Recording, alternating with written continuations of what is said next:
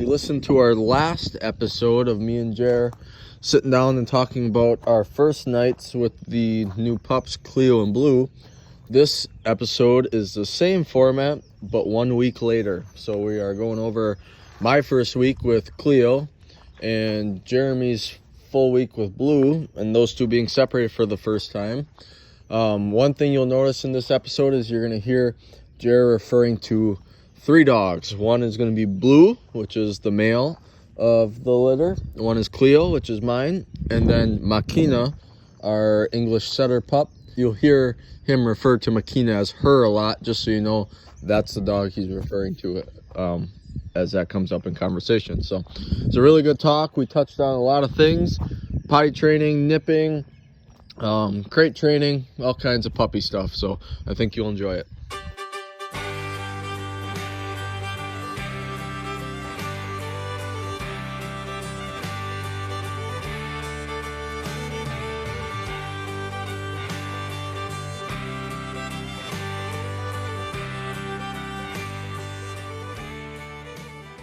They're 10 weeks today? No, 9. 9 weeks. They were 8 weeks last Friday. Yeah. So, just over a week you've had her.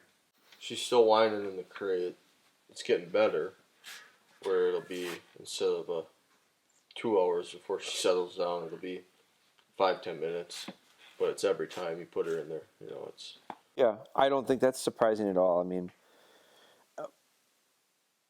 I think, you know, look at the way I see that is look at the difference. Yeah. In a week. It went from 2 hours to 5 minutes. Well, you know, that's quite a dramatic sometimes change. more, and sometimes I put her in there and she doesn't make any noise. But Sure. you know, she likes to.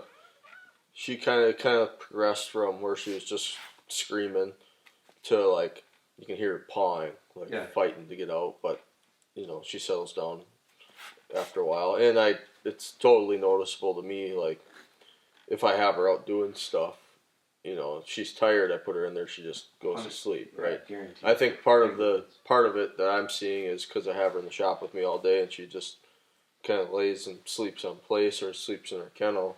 You know, she pretty much sleeps all day, and then we get back. Yeah, it's kind of a backwards routine when you think about it. Yeah. Like, how do you expect a kid to go to bed when they sleep all day? Yep. But at the same time, like, so then, with that in mind, I've been taking her for little walks and stuff, like, every day now. I filmed some of it, but I'll just take her for a little walk around, you know, through the woods or whatever before I go home. And, like, last night was the first night she actually slept right through the night and didn't. She didn't get up once last night? Mm-mm. So, yeah, you're way ahead of me. Yeah, so that was good. She's definitely, like, we haven't had an accident. She's definitely holding it. Like, last night, I mean, her schedule, like, with when she poops is kind of weird. Like, she won't poop after she eats at night. Like, she pooped the next morning. She doesn't go at night at all? Mm-hmm. Yeah, that's interesting. So, like, I fed her last night. Like, she pooped, like... No matter how late you let her out? Yeah. Like, even when she was getting up at 2:30 in the morning. She wasn't pooping? Mm-mm. And then she'll either poop, like, right before I feed her, like, right when I get her up. She wakes up every morning at, like, 6:10. Yeah. So, like, right at 6:10, I'll take her out and she'll poop and piss. Or she'll just piss, and then she'll eat, and she'll immediately poop right after she eats. But it's like, I've gotten to, like, where I understand her schedule now, though. Right. Like, for a while there, I would feed her at night, and I'd let her out every 20 minutes thinking she's got to poop, she's got to poop, she's got to poop. Well, there was one night I let her out like 10 times before I went to bed, and she just never would poop. So I said, well, fuck it then, I'm going to bed. And then the next morning she pooped. So it's like... Well, that's interesting because he doesn't. Last night, now, and the other thing is it's only been a week, so he was getting up every night exactly at 3 o'clock, between 3 and 3:04, 3:05, every single night on the minute. And then 6:08, he's up so it was once in the middle. And I didn't put him in his kennel at the exact same time. I would always let him go out before, he goes to his kennel. But it could have been as early as 10:30. It might have been as late as midnight. But 3 o'clock, every single night for every night until last night. Now, last night, he got up at like midnight. I probably put him in there at 10. He got up at midnight, 2, 3, and then I think he slept till 6. But I let him out, and I think so. I think it was probably water intake. I felt like he was a little bit dehydrated yesterday afternoon, so I gave him a pretty solid drink. But I mean, he ate with water, and he ate all of it with water, and then I think I gave him a pretty solid drink because I walked the dogs and then I brought him in, and so he drank quite a bit of water. So I don't know if it was because he had to pee that often or not. But I also actually thought that part of his little antsiness, I gave him water because he was so thirsty in the evening. I gave him that drink. So then did he have to go to the bathroom more that night? Maybe. But the other thing is because he was so thirsty, I kind of thought he was dehydrated. So his whininess to me was almost like maybe he's a little dehydrated. So I gave him drinks in the middle of the night when I let him out. When I brought him back in, he went to the water and he drank right away. So then I was like, well, I want to give him water to keep him from being dehydrated. But I also realized the more water I give him in the middle of the night, he's definitely going to have to pee. So last night our system was off for sure.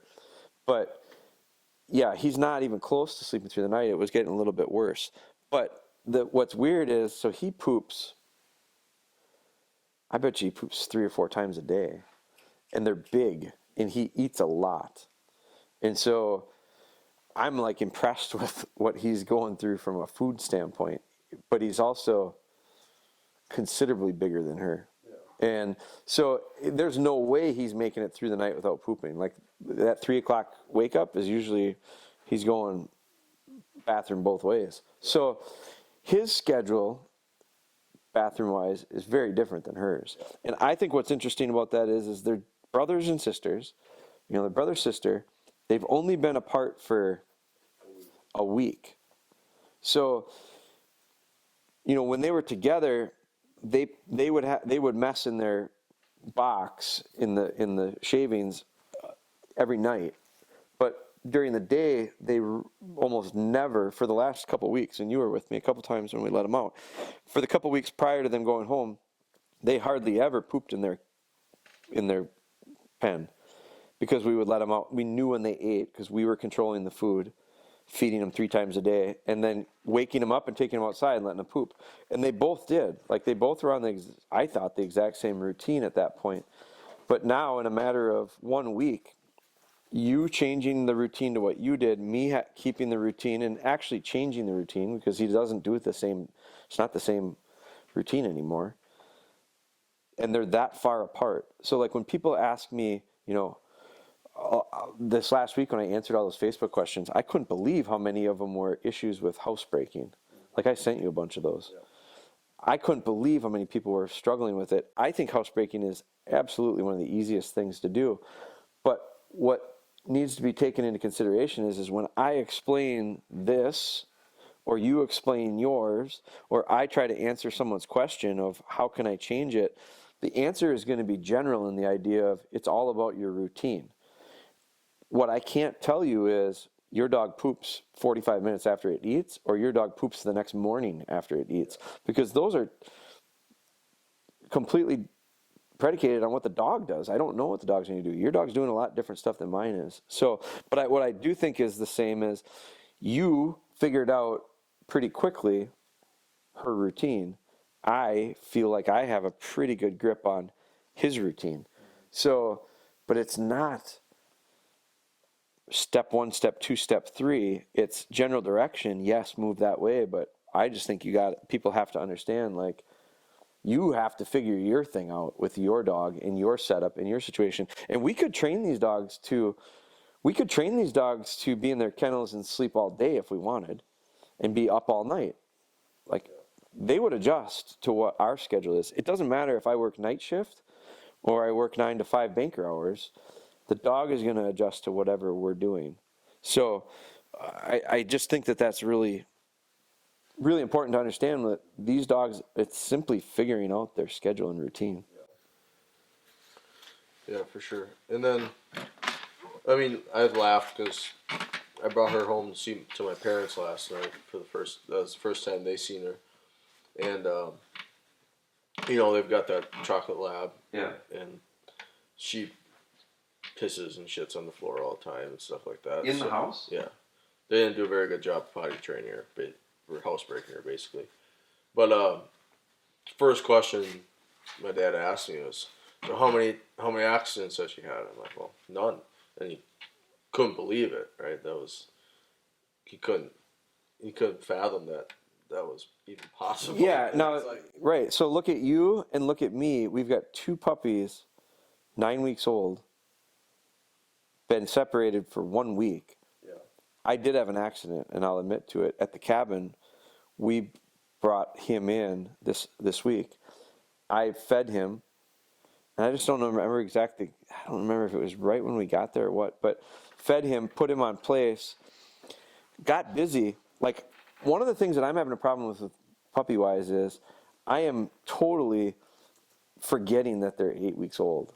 They've taken the place so well. They're just like fitting into the routine of what we do with all of our dogs so well that, like, I don't know that I ever even spent, like, when I did place training with her to start out, you can watch the series. There was sessions where I literally, that's all I did was sit there and watch her and make sure she didn't jump off because she tried, and if I didn't pay attention, she was going to, and all that stuff.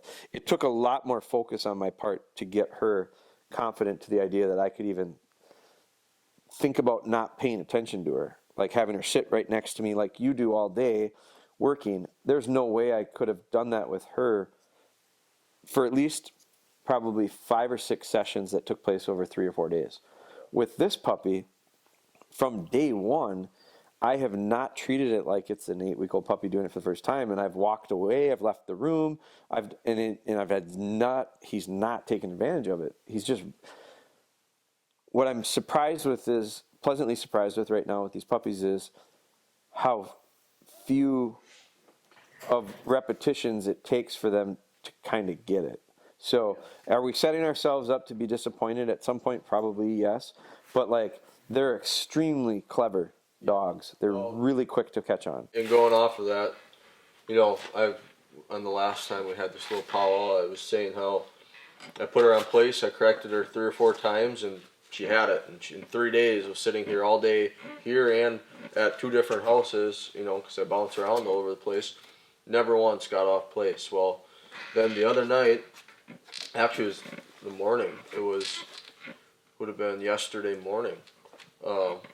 I was filling up her food, and I have her food out in the hallway, and I had been leaving her, like, I'll walk out of the room, she'll be in my room on place, and I'll walk out and go to the bathroom, and no problems, right? So I walked out of the room, fill up her bowl with food, and all of a sudden, toot, toot, here she comes, right? So I picked her up, put her on place. Well, then that day, brought her here, a couple hours later, and she snuck off, and then all of a sudden she did it again. Right. And she did it again, and now today there was 2 or 3 times right away this morning where I put her on place, I start working, and all of a sudden there she goes, she's off. Well then, then I realized, holy shit, this is going pretty quickly. This is turning quickly, so I'm like, okay, I gotta stop. I gotta focus on her for a while, and I gotta catch her, right? And sure shit, like, she snuck off. I put her on. So I sat here and turned and kind of just had my hood up, and I was just kind of peeking at her out of the corner of my eye. And all of a sudden you see her, she turns and she goes to the edge and she puts a foot over, and I corrected her. I was on it, and good correction. She backed up, and she hasn't tried to get off since today. So it's like, she's definitely knows that she's not supposed to come off. But she's smart, she's clever, that she knows when I'm not watching, I can sneak off. That habit can go both ways, right? Yeah. And thankfully, so I had him up north, I never even thought about it. Like, I put the dog on place, and I treat him like he's 8 months old on place, solid. And we were getting settled in, Lily and I were getting settled into the cabin, and all of a sudden, I see him come around the corner, and I go, oh my God, I totally forgot I had even put him on place. So I picked him up and I came around the corner. No, you know what? He wasn't on place. I fed him. That's what it was. I fed him in the back room, and I put the food in the big crate, and I put him in there, and I did not close the door because I was fooling around in there. Then I left, totally forgot he was eating, went into the living room. All of a sudden, here comes a little dog coming around the corner, and he's coming to see us. And I'm just like, in my mind, I'm going, how in the hell is he running around the cabin? And then I remembered, oh my God, I fed him, and I just totally forgot about him. I walk around the corner, and here's a big pile of poop. He pooped in the between the living room and the kitchen. So then, Lillian comes around the corner. Oh, Dad, and I'm like, yeah, I know it's my fault. It's totally my fault. So I cleaned it up or whatever. But that was the only accident he's had. Yours has not had an accident. Look at how little. The one mistake that happened, 100% it was me. So the beauty of this is if these guys don't realize that they can go to the bathroom in the house in the first place, they're going to fight to not have the accident in the house. But no different than your dog coming off a place. He came off place once and realized, I can come off place. Now all of a sudden she goes, well, I have an option. So I like the idea, and the school of thought is, don't even let them know there's another option early on, and they're that much less likely to try to go the wrong direction. Yeah. So, with your dad mentioning that, like, I don't think there's very many reasons why a dog should have an accident in the house. Ever. Yeah. Like, ever. But 100%, I know the reasons they do is because the people don't do a good job of creating the routine. Like 100% with my dad's dog that he has, and part of it is she would get real excited and like piddle like when he pet her, And so I think that was part of it. And then the other part is I think when they had her as a puppy, they both work, so they wouldn't, and neither one of them had the ability to bring their dog to work. And I don't think they had anyone at home to let them out. So it's, the dog's in the kennel for too long. It doesn't have an option. It became acceptable. Yeah. The dog thought it was okay to do it. Yeah. And so it's this idea of, and I think it is a micro example of the big picture of when you know where you want to go and you understand it in the first place, you're always thinking about where you want to be in the end and how to get there, rather than think about now in the moment and worry about the end later. It makes it a lot harder because you don't see and you don't work towards and you don't recognize the little hiccups that you're creating along the way. So I think that is valuable from an overall approach and mindset when you get a puppy. And like, I'm reminded of it now. We're just getting through what I call the puppy stuff, the little puppy stuff with her. She was a breeze. I mean, she was a cakewalk.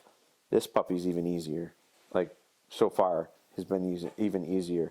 But I think it's partly, when I think back on the last puppies I've had for the last 10 years, there's been a lot of them.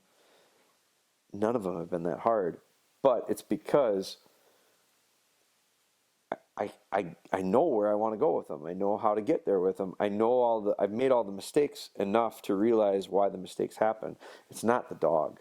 Yeah. Dogs don't make the mistakes. We do. So talk to me about the biting, because you brought that up, because I've not had that at all. Yeah, so she doesn't do it with me anymore, but like the first couple days she would, you hold her and she's constantly trying to bite at your hands or, your ears or your hair or whatever, your clothes, or strings in your sweatshirt. Is that why you got a haircut? Yeah, that's exactly why. Good. No, so, so then I got to the point where, I would just kind of move her and try and ignore it. Finally I said, well, I gotta stop this. So she'd go to do it and I'd grab her, mouth, close her mouth and shake her and whatever, say no, or whatever.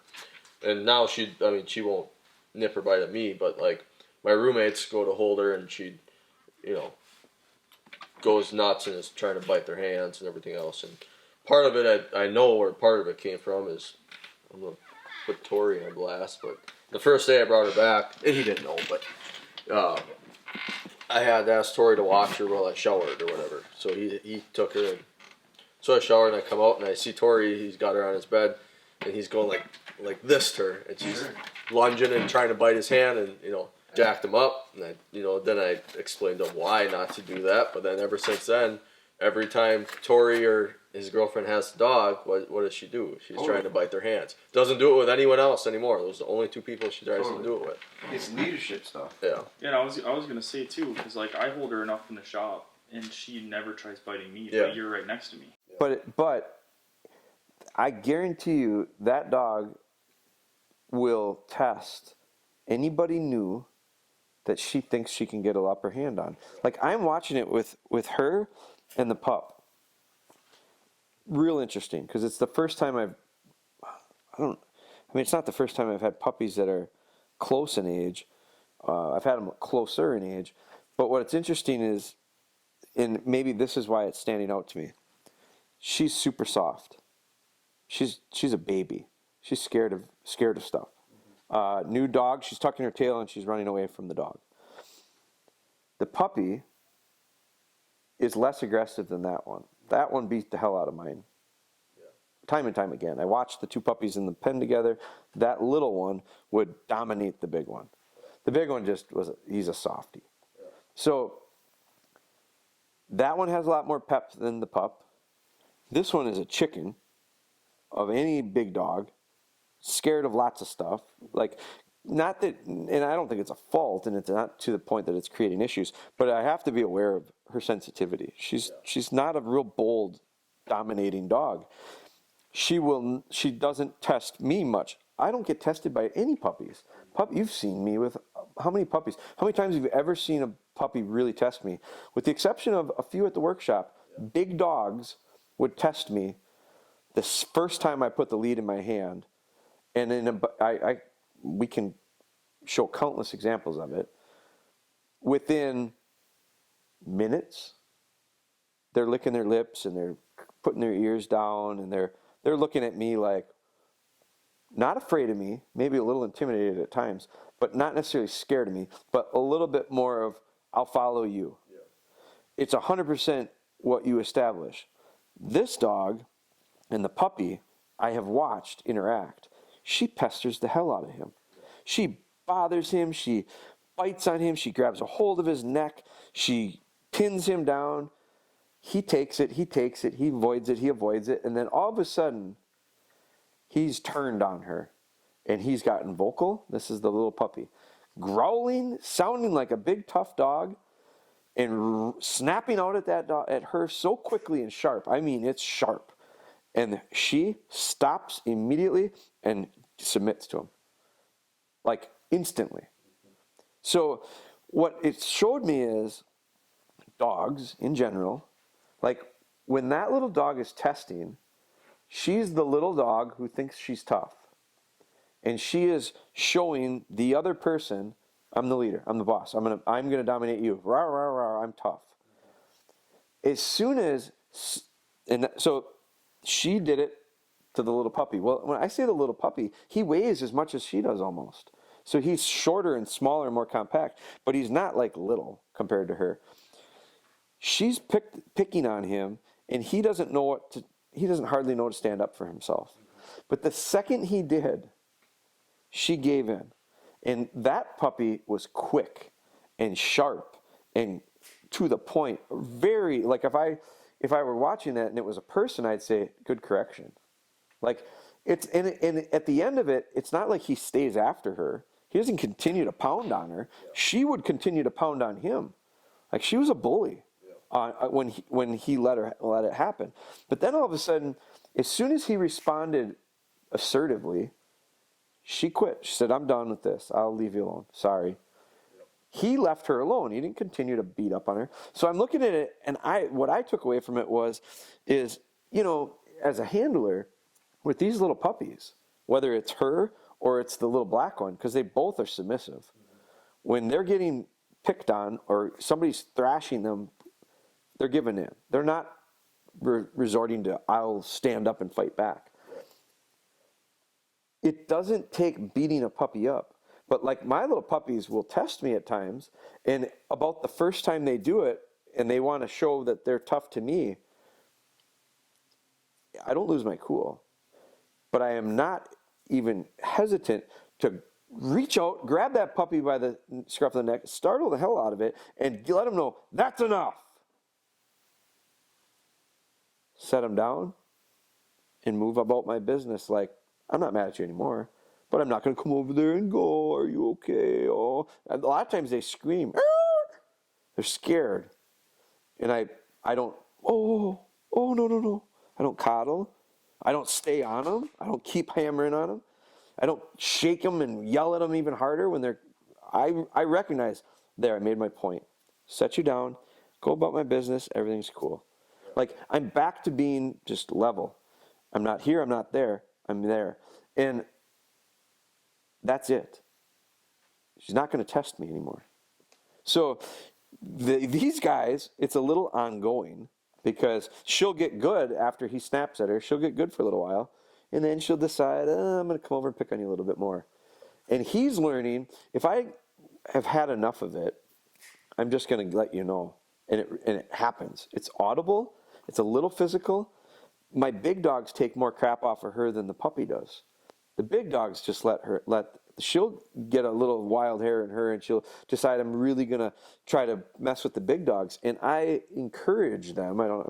There's nothing I can do to have it happen. But I would just assume have them give her, and Spry used to do it when she was real little and would try to come in on Spry. Spry would sit there and just go, "Arr." Never lashed out, never nipped, never bit, never nothing, but sat there and growled at her, and she would go, "Oops," and she would leave Spry alone. And so I think what the interesting part is, that's how they communicate. That's how the dogs communicate to each other. That's how they tell the other dog, that's enough, don't do it. I think we need to replicate that. I don't think we need to, I had this one person who their dog's nipping, biting, and it's a podcast question, so we're going to record a podcast about it. But I've tried everything. I've been aggressive. I've retreated. I've cried and said, ouch. Like, I've heard of people doing that. Dog bites you, so you're supposed to say, ouch, ouch. And that's going to teach the dog to stop? I think that's the most ridiculous thing I've ever heard. Stop. Don't treat the symptom. Treat the illness. The illness is you got a brat. You got a little dog that's being a brat. So be an adult. Be the grown-up in the situation. Be quick, sharp, and assertive. Get the result and move on. And I feel like for you with the nipping and biting part, there's two ways of avoiding it. One is don't allow it to happen in the first place. So if you just hold the puppy the right way, she can't bite you anymore. So when you give her to a new person, say, don't hold her where she can bite at your stuff, because she will if you let her. That's one way of avoiding the habit. Don't let the habit start in the first place. The second thing is as she tests and tries to figure out, like, can I be your boss? Can I be your boss? Can I be your boss? Little kids it's real hard with little kids, because the little kids, it's hard to have them become assertive. But if you get that little puppy to start recognizing, I'm not going to have a chance. So firm up, tell them no, that's enough, and move on. Yeah. And if you do, it's amazing how that problem just doesn't come back. That's what you got to do. Yeah. Because I don't think we've had that happen at all with the little pup. With Lillian, of anyone in our family we're going to have an issue with, it would be Lillian, because she's little. But I actually, at 3 years old, I give Lillian a lot of credit, because she's seen dogs enough. She's been around dogs enough. She literally starts to take on this handler attitude, and she doesn't take any shit from any of them. You guys have seen Lillian with the dogs. Lillian will walk these dogs around like she's the boss. Now, she's 28 inches tall. You don't have to be 6 feet. I think sometimes 6 feet is harder because you're more intimidating. But she literally is 28 inches tall. And but that puppy's 14 inches tall. So it's how you carry yourself. That puppy, the black puppy, is much smaller in frame than this dog, but it depends on how he decides to carry himself. If he's a little weakling and he ducks and runs, she's going to take advantage of him. Yeah. If he firms up and says, get the hell off my feet, she's going to say, no problem, I respect it. But that's how dogs communicate. I don't think we should expect dogs to communicate the way we do. We got to communicate the way they do. Yeah. So, what else? I mean, it's place training, it's potty break, it's house breaking, it's the first week. Recall? She come to you? Yeah, she comes to me. I mean, sometimes she'll stop and look at me, and I'll have to, get down and clap or walk away. But yeah, she always comes. I've started now with the whistle. Like when I go on our little walks, and I film some of it, but when I go for a little walk around here, I'll just bring a whistle, and when she, she'll hang up and be smelling something, or she'll wander off a little bit, and I'll hit the whistle, and it took her a little while at first to like connect the dots, but I would start. She wouldn't come to the whistle alone, so then I would do all the things I've been doing for the last week: get down, clap, walk away, and as soon as she turns and starts coming, then I would hit the whistle. Yes, I was just gonna say your sequencing there is important. Yeah. So the whistle doesn't mean come to me. The whistle, they don't know that that's supposed to be what it is. So what you need to do is to get the whistle to equal come to me. You need to first get the dog coming to me, and then overlay the whistle when they're coming. So to start out with, usually when you walk away from them and make a little commotion, make a little excitement, do something to get their attention, when they see you're leaving, they're usually coming, which take advantage of it because you got a couple weeks of that left. Yeah. And then she's not going to come anymore. She's going to say, I don't want to, I'm going to go do something else, or I'm going to run away from you. Like, it's coming. Yeah. It's just not there yet. So same with the pup I have. The difference of the pup I have right now and this pup is this pup never wanted to always be by me. He always wants to be by me. I took him for a walk last night, and he never leaves my side. He's right there. He just really wants to be with me. I want that in my lab. I don't have a problem with that. I think it's great. So I wish she would have done that a little bit better when she was little. It's different in personality. But when you walk away from them, they're coming. So get him coming to you, then start blowing the whistle while he's coming to you, and do that enough that all of a sudden when he hears the whistle, he goes, every time I hear the whistle, what am I doing? I'm going to him. So now I hear the whistle, I got to go to you. Like it's not, you got to overlay it in sequence. So get the behavior first and then start cueing in audible. So, but I mean, other than that, you're steadying her up at feeding times? I haven't done it yet. A little bit. I mean, she's pretty. Did you tell me the other day she was sitting for you? Yeah, she was like, I start out, I just hold her. She never really got like super excited about the food. I mean, she'll shake a little bit. So I've kind of just been holding on to her for 1, 2, 3 minutes just out of principle, but it's not like she's fighting me or vocal or anything. So I just hold her and, she'll lick my face and look at other stuff, so she's not like getting super worked up about the food. So I just kind of hold on to her for a while, and then I'd put her down, and the little feet would go, and first couple times I'd just let her go, and then after that I'd put her down and she'd go and I'd lift her up, and I'd put her down and she'd go and I'd lift her up, and 2, 3 times, and she'd stop. She wouldn't run, she'd stop and look at me, so I'd send her on her name like if I was doing the retrieve.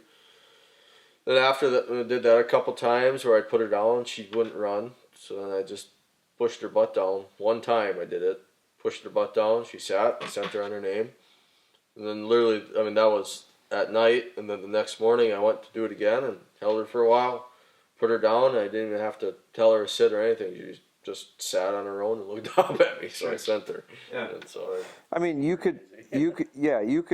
could start working sit with her. And so I think it's the exact same thing.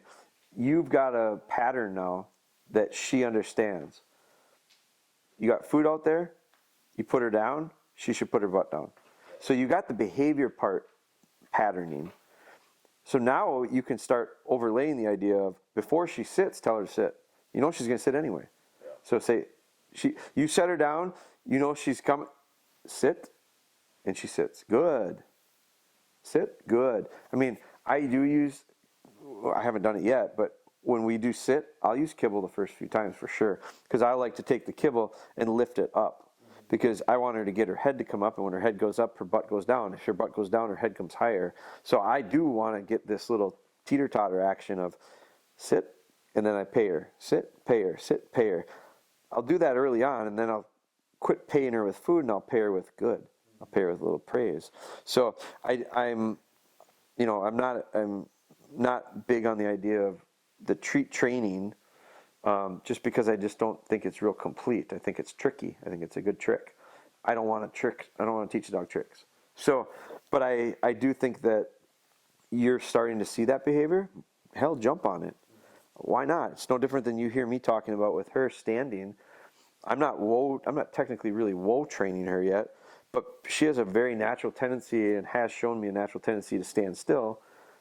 I'm going to look at that and say, why not take advantage of what she's doing and turn it into a benefit that'll help me down the road? So when you start to teach her to sit, well, if she's sitting already, let's start getting her to understand that, I actually want you to do that at certain times. Yeah. So I have not started it with him. I haven't done anything at feeding times with him yet. I'm still feeding him in the kennel. He's eating like a horse. I mean, I just haven't gotten to it yet. We'll get there when we get there, but. So it's also another good example of like that age-old question of, you're doing stuff that I'm not. I'm probably doing some things that you're not. I think that, if we do a good job, both of us, our dogs in the end, when I say the end, a couple years down the road, are probably going to be where we want them to be. And they're probably going to be relatively close. Mine will probably be better. But, I mean, that's for sure. So, but I don't think we're going to go there at we're going to probably be pretty close because we're going to work so closely together with them. You're going to see and hear me, and you're going to pick up on stuff that I'm doing, and I'm going to pick up on stuff that you're doing, and we may actually push each other a little bit with some of the stuff we're doing. But I think what's important is understanding for people that are watching this is the idea that it isn't like Chief coming home the other day. Chief did really well at certain things, and he didn't do very well at other things. And it's not that the dog is good, bad, or indifferent. It's just the sequence in which he was taught certain things and not taught certain things. But he's 11 months old. So by the time he gets to be 2 years old or 3 years old, I got a feeling him not doing certain things for months later than what I normally would do them with, that'll all have caught up, leveled out, and be just fine. Same with these guys. I just, that's why I feel like, those first several months, I think it's nice to be moving forward. I think some people really put a lot of merit on the idea of being so far ahead so early. I personally, through my own experience, find that those are usually the ones that are pretty disappointed at certain points because they've just decided to push. A lot of it is out of lack of understanding the big picture. I don't discount and take away from people that get a lot done early with their dogs. I just think getting a lot done early with your dogs is like winning the first quarter. I personally don't really care about the score at the end of the first quarter. I'd like to be in the game. I don't want to be down 100-0. But I don't think we're ever that far out of reach. I think the game's got to be, we got to keep the game close. But I don't think you have to spend a lot of time and effort. If you spend all your energy in the first quarter, you are going to be in trouble in the fourth quarter. And the age-old saying, games are won and lost in the fourth quarter. Well, it's this marathon mentality, and I think that you can get real far ahead early on. I'm not nervous about that. I don't feel like I need to be. Yeah, and I haven't felt rushed with anything with her. Well, it's been 7 days. Yeah, exactly. I know, but I'm saying as far as I feel a little bit of I need to be doing the recall stuff while she's still, Yeah, you got a little short window there. Yeah, so I've been trying to take advantage of that. Yeah. Place also training, think- obviously. I also think you're going to have more fun with her that way. Like, you should really enjoy this. Yeah, and I am. It's been probably the coolest part of it is like so far for me, and I thought about it last night and a little bit today. Like, I'm really starting to get like a sense of her personality, I guess. Yeah. And I think she's What is it? very sweet. She's a sweet little dog for sure. She can get hype, she can get wound up Yeah. pretty easy, She definitely she's pretty bold. She doesn't really have any, for example, last night when I went home with her, my parents' dog Loki is the chocolate lab. Pretty good sized dog, very hyper, like balls to the walls dog. I can bring her. I get home and I take her out of the truck, and all of a sudden Loki comes flying and just smashes into the clear window glass door and barking and pretty intimidating looking. She takes off, right? Sees that and takes off. I'm like, oh fuck, here we go.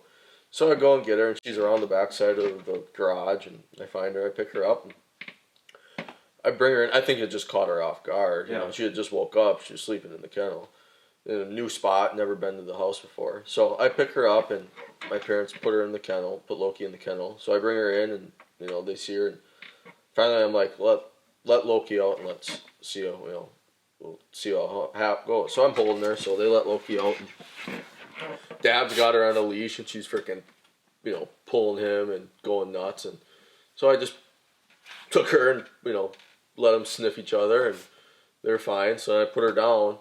And immediately, I was kind of like, I wonder if she's what's going to happen here, So they smell each other, and immediately she just goes to trying to kick the shit out of Loki, right? No, took 30 seconds of them smelling each other, and it was, she's jumping, grabbing the ears and whatever, and chasing Loki. And I'm like, okay, we got to stop this. So I pick her up and, whatever. But, little things like that, loud noises. I mean, pretty bold puppy. Yeah. She beat her brother up. Yeah. Time and time again. Yeah. Not even a question. Yeah. The zip in her and the feistiness in her was there. But it's also, so it's there for sure. But it's also, she has a nice balance of there's times, for example, there's times on her place bed where she'll, be barking at me, right? Whining and barking at me. Not so much at the shop, but it's like when I get back home, it's almost like a different dog. Like the feistiness really comes out at night. Yeah. I don't know why, but so I put her on place and she'll sit there and bark and bark and bark and yap and whine, and finally I'll have enough of it, and I'll ignore it, and then it'll get to a point where instead of just whining out of pity, it's like she's barking at yelling at me. Yeah. And then I'm like, being a brat. yeah, then I'm like, that's when I'll firm up and grab her by the snout and give her a shake, and almost every time it's like she kind of hunkers up, big sigh, and that's it. So it's like she's testing, but she's giving when you and that's what I think people need to understand is you don't have to be a jerk. You shouldn't be run over by the dog. You shouldn't have to baby them. You shouldn't coddle them. You have to be a good what I call a good leader. And I think everyone's got different opinions of what a good leader is. But to me, a good leader is fair. You'll let her, you're compassionate enough and understanding enough to realize that it's an 8-week-old puppy that's a little antsy, a little bit of vocalization. Maybe I get it. You're frustrated. You're working through some anxiety probably because you're separated from your brother. I'll let that go a bit. But when it turns into you're a brat and you're barking at me and saying, "Hey, jerk, over here," no, that's enough.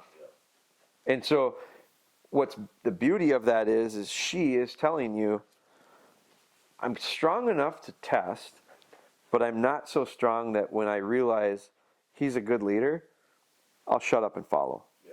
And that's what I want. I mean, that's a nice balance. I've been debating when she's in the kennel and screaming and barking and stuff. I haven't, a couple times I would, yell that's enough, shut up or something like that. And she'll stop for about 10 seconds and then it's right back to it. So then it's like, well, that didn't work, back to ignoring it. So and I didn't want to feed into that. Right. That's a fine line of, that's are what you I'm giving like- her attention even though it's negative attention? Does she get what she wants? It's a fine line. At the same time, it's like, okay, obviously by ignoring her has been working because we went from 2 to 3 hours of screaming to 10 to 15 minutes. Right. So Yeah, and I think that's something you got to test. You don't know until you try. So like I have gotten. It's a lot like the amount of pressure. Like how much is too much? You get asked that all the time. I don't know how much pressure. I'm afraid I'm putting too much pressure on. I don't know how much is too much. How much is too little? I don't know. And I don't know that it is the same all the time. I think the best way to answer that question is the right amount gets the change in behavior. Anything above that is too much, and anything that doesn't get change in behavior is not enough. So how much is too much? When you get a change in behavior, but you think you might have been able to give them a little bit less. So next time, try that. So like I guarantee you I have put too much pressure on dogs at times. I've corrected them too firmly. I got the change I wanted, but I wonder if it was too much. And so this is us as a handler, like consciously thinking about everything we do all the time. When that happens, then I say to myself, was that too much? Did I not need to put that much on? How much did I just use? And the next time I need to do it, use less. And if I get the same change in behavior, desirable, then yeah, I was wrong. I had too much. So I get to creep it down a little bit, down a little bit, down a little bit. And what I'm hoping to be able to do is get change with very, very little pressure. So the idea is to continually make that pressure level change to be less and less and less and get effective behavior. And when I say less pressure, I also mean less often. Remember when we do at the workshop, there's a point where I say, count your corrections. I can't ask people to count their corrections and try to figure out the right level to start out with. The first thing I want people to do is figure out what's the right level. So we work on that for a long time. Then once we start getting effective corrections, then I start asking people, now how often do you have to do it? Because if you have to do it, if it's the right correction level-wise, and it changes her behavior, but 5 seconds later she's back to that behavior, and then you correct her and it stops for 5 seconds, and then it's back to it, then I'm going to say, well, it wasn't the right level. It was the right level to get you 5 seconds of relief, but it didn't change long term, and I don't want to be nagging the dog constantly for the rest of its life every 5 seconds to remind it. So my answer to that is more pressure. If you put more pressure on and it stretches out the behavior, the time in between correct and incorrect behavior, it gets a change, and instead of every 5 seconds, it makes, you go a minute or two before she does it again, then I'd say, well, that was probably a little bit closer to the right amount of pressure. So maybe try that level again, or maybe a little bit more, and see if it goes longer. And if you put a little bit more pressure on and it doesn't make it any longer in between, then maybe it wasn't the right amount there either. So it's like it's a real, it's a constant thing that you get to be internally thinking about, subconsciously measuring at all times. None of that happens none of that happens right away. You got to experiment with her. Yeah. So I do think you can realize that she's not super fragile, like especially yours. Yeah. She's fairly bold. Yeah. So I don't know that I'm so concerned with the idea of, the impacts to a degree, the impacts of more pressure. Am I going to scar the dog? I don't, within reason, no, you're not going to. I mean, I feel like I've thought about it too, like today when I caught her coming off her place after she came off a couple times, and then I caught her. I'm like, okay, this is going south. She's come off 4 or 5 times now in the last 2 days where I haven't corrected her. I'm like, I'm gonna make this one. I'm gonna make sure I have good timing and make it firm. Yeah. So she went to the edge. She creeped off. As soon as that 1 foot came off, I went and I grabbed her by the scruff. I lifted her up and I put her down. I mean, I was pretty firm about it, right? Yeah. I didn't slam her down. I just firm. And I kind of held her down for a few seconds and I let her off and brushed it off. Like it was nothing. So it's like. But part of it too is what I felt like might have been hard or a little bit aggressive. I don't think it phased her one. I mean, it was probably. I thought it was the right level because she hasn't done it again all day. So. Right. I think one of the things that you got to keep in mind is measure this. Are you doing it? Where are your emotions at when you make those corrections? Like if you're upset about it, it's probably too much. Yeah. Like, and so this is hard for people to do, but a firm correction can't be filled with emotion. Yeah, and it's got to be pretty. You got to be pretty cool. Yeah. Like your actions have to be crisp. Your mental state has to be pretty cool, and you got to let it go as soon as it's done, and the dog will know.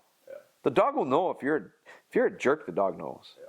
If you're carrying this anger, and I'm not saying you do, but some people I do think look at their dogs, and they get pretty bitter up towards them because they're little assholes. Well, you're at a disadvantage if you feel that way about your dog from the start, because your dog knows it, and your dog goes, he doesn't even like me. Well, it's hard to work for someone that doesn't like you, and you probably don't like him. Yeah, and it was. I mean, when she came off a couple times this morning, I was, it made me a little pissed. Probably, I didn't correct her because it was too late, right? But in my head, I'm like, God dang, we're doing so good. We went 5 days without it. But then I was like, after the fact, when I realized I need to be paying better attention, it wasn't anger correction. It's like, okay, I know I need to correct pretty firmly because this is going south. Right. And I don't think I didn't have any anger when that. I had anger after the couple times she came off, but it was too, Right. Yeah, and so I think that you put it into perspective and saying, you know what, I got to pay better attention to her. Yeah. I'm the one who screwed that up. Like when the dog makes a mistake, a good trainer is, I think, in my opinion, a good trainer is pretty quick to figure out what did they do wrong, not the dog, the person. What did I do wrong that made that happen, and then start to figure out how to not do that going forward. Yeah. And a lot of times I do think that people, it's not what they did, it's that damn dog type thing. Yeah. Well, it's not the dog, it's the person. Yeah. So, okay. Well, let's you want to let her out and then I think we try a couple of puppy retrievers in here just to see what she's got. Sure. I don't, maybe she does, maybe she doesn't. I just know that like on social media we've been getting the question a lot about like what to do if the dogs like piss inside and get excited and pee all over inside. Like there's two different things there. So excitement urination or that. So I guess a lot of mobs will ask him for the answer. So I think the just start now. Huh? So I think the issue when it comes to like dogs that get real excited and pee, I think again, it's not, people always want to know, how do I stop that? I'm a believer in don't treat the symptom, treat this illness, like avoid the illness in the first place. So if it truly is excitement, which a lot of dogs get excited, a lot of it I think has to do with confidence. You got to build the dog's confidence. So a non-confident dog will pee out of kind of cowering. An excitable dog, that's different than a dog that gets real excited and pees. So the dog that gets very excited and pees, my approach to them is, it's no different than a dog that loses control or focus because of excitement. It's like a pot that's boiling, and you can turn the heat wide open on them, and as it hits that boiling point, it's going. It's real hard to stop the mess from happening when you've got it burning hot and it right at boiling and it boils over. What I say is, get your hand on that gauge that controls the temperature. And when the dog starts to get hot, not boiling, like when it gets to start warming up, well, then turn it back down a little bit. Get a nice, you see the water is moving around, it's heating up, but it's not bubbling, it's not boiling. And you certainly, when it gets to the point where it starts to boil and bubble, you don't put more gas on that fire and all of a sudden poof, lose it. You don't. So slow everything down. What gets this dog excited is me coming up to it, ramped up, amped up. Oh, you're so cute, and you start petting them. And then they like go, I boiled over, and I'm peeing, and I'm shaking, and I'm excited, and I'm jumping, and I'm hopping, and I'm losing control. It's recognizing that early on with little puppies that have a tendency to be excitable and going, okay, I know that this dog is on the brink of that all the time. So how do I treat them? I treat them like, I don't necessarily want to think about the heat. I might throw a few ice cubes in that water, cool it down. So slow down, resist reaching down and petting them and loving them up. Yeah, it's hard for people to do, but in the big picture, it's much better for your dog. For you to look them in the eyes. If they look to you and they are so excited and all they want is for you to pet them, and then you pet them and they pee because they can't handle that excitement, look them in the eyes and say, you're good. You're a good dog. Let that tail wag that way. If that gets them over the top, then just look at them and go, good.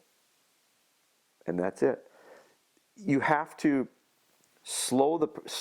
Dogs want to go fast because we live fast lives and we're bouncing around. When they want to go fast, I slow down. I do the opposite. So if the dog is scared and pees because you walk up to it and it's cowering, it's lacking the confidence. So what do you have to do with him? You got to build his confidence up. That's probably not overwhelming him with excitement. That's probably enough to push him over the edge and get him even more nervous. So with that dog that's lacking confidence, build his confidence. Teach him some foundational obedience stuff where all of a sudden he looks at you and goes, man, there's a real good leader. I'll follow him. And you, in that session, in that series of sessions, start developing this dog to realize, I'm a pretty good student. He's a good leader. I'm a good student. I feel pretty good about myself. And now all of a sudden this dog that used to cower because he was scared and weak and wanted to pee decides, I'm a pretty good student. If you tell yourself every day, I'm really good looking, pretty soon you start believing it. If you go and look at yourself in the mirror and you go, man, am I ugly? Man, do I look terrible? You're going to believe it. So you build this confidence in a dog. Self-esteem is what we're doing. Give the dog some self-esteem. You don't give self-esteem falsely, though. They earn it. So the dog that wants to cower and pee, build their confidence up. The dog that gets too excited and pees because of it, turn the heat down. Shut the heat off. Get the dog to start understanding that behavior, slow, steady, calmness is very favorable and rewarding.